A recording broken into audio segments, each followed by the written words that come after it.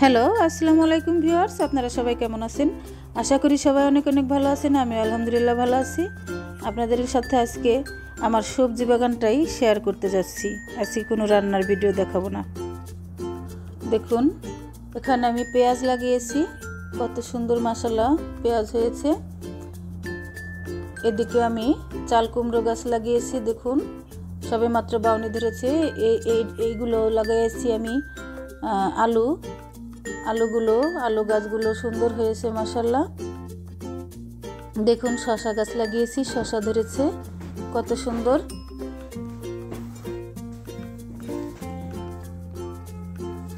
শসায় ফুল এসেছে, আরও ধরবে ইনশাল্লাহ। এই যে জালি এসেছে ছোট ছোট। আসলে এর আগে আপনাদের বলছিলাম যে আমি সারপ্রাইজ দিব আপনাদের। আসলে সারপ্রাইজটা ভালোভাবে দিতে পারছিলাম না, কারণ রান্নার ভিডিও আর বাগানের ভিডিও একসাথে দিতে গেলে ভিডিও অনেক বড় হয়ে যায়। দেখুন এদিকে আমি সবুজ শাক বুনেছি, সবুজ শাক হয়েছে কত সুন্দর।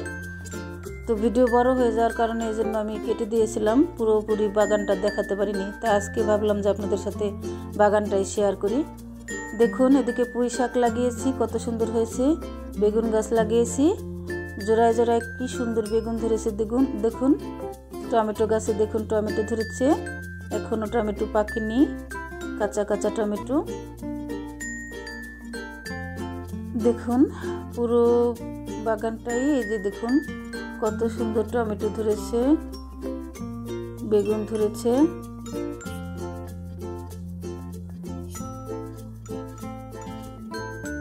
আর আপনাদের কাছে এই দেখুন কত সুন্দর টমেটো ধরেছে।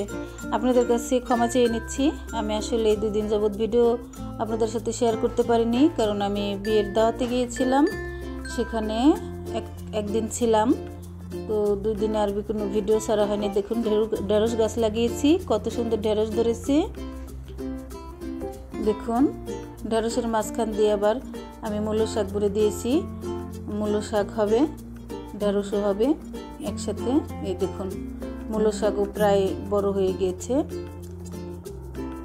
দেখুন এই যে মরিচ গাছ লাগিয়েছি, মরিচ গাছেও ফুল এসে গিয়েছে।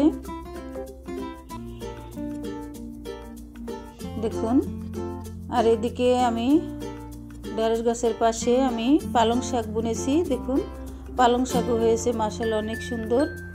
আর কিছুদিন পরেই খাওয়া যাবে, খাওয়ার উপযোগী হয়ে যাবে।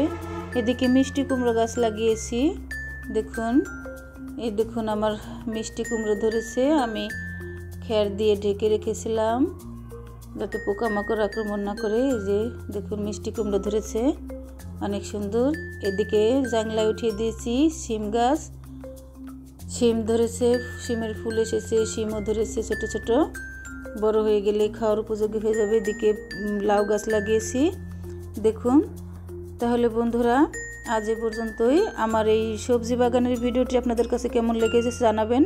এ পর্যন্তই।